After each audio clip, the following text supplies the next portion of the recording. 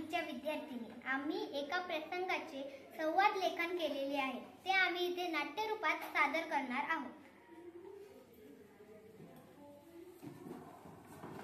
रत्ना, अगं चल की आपल्याला शाळेत जायचं ना। शाळेत निसर्ग सहज जाणार आहे, तू येणार नाहीस का?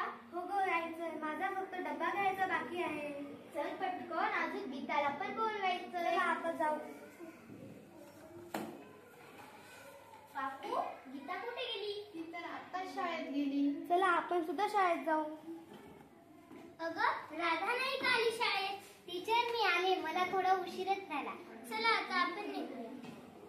लाईन करत होता टीचर, ते कशाचं झाड आहे? अगं ते कडुलिंबाचे झाड आहे। या झाडाचा फायदा काय असतो?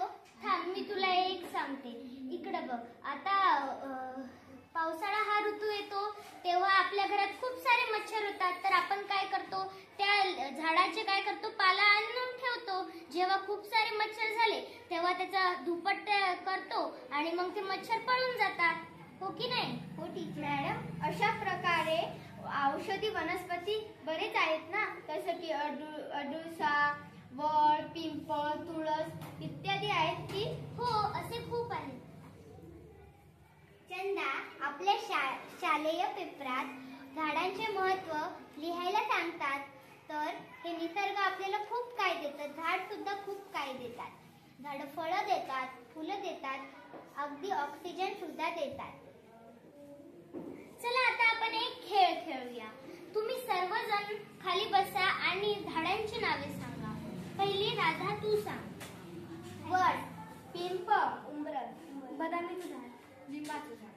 चला आता आपण निघूया। टीचर, आम्ही झाडांविषयी माहिती तयार केलेली आहे। कोणी फुलांविषयी, कोणी फळांविषयी सांगितलेली आहे। एकदा वाच बरं।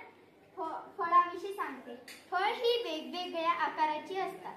फळामध्ये एक किंवा एकापेक्षा अधिक बिया असतात। घेवडा, वाटाणा या शेंगा म्हणजे फळाच आहे। मी मुळाविषयी सांगते। मूळ माती घट्ट धरून ठेवते, वनस्पतीला आधार देते, जमिनीतील पाण्याचे व पोषक तत्वाचे शोषण व वहन करणे ही मुळाची मुख्य कार्य आहे। गाजर मुळा यामध्ये मूळ अन्नसाठा करण्याचेही कार्य करते। मुळाचे 2 प्रकार आहेत, सोडमूळ व तंतुमूळ। मी पानाविषयी, पान ही पसरट असते। अन्ननिर्मितीमध्ये त्यांची महत्त्वाची भूमिका आहे। पाने मुख्यत्वे साधी व संयुक्त अशा 2 प्रकारची असतात। मी फुलाविषयी, वनस्पतीचा हा आकर्षक भाग आहे। फूल लाल किंवा आखूड देठाने खोडाला जोडलेले असते। फुलाला विशिष्ट रंग व आकार असतो। हे पुनरुत्पादनाचे महत्त्वाचे साधन आहे।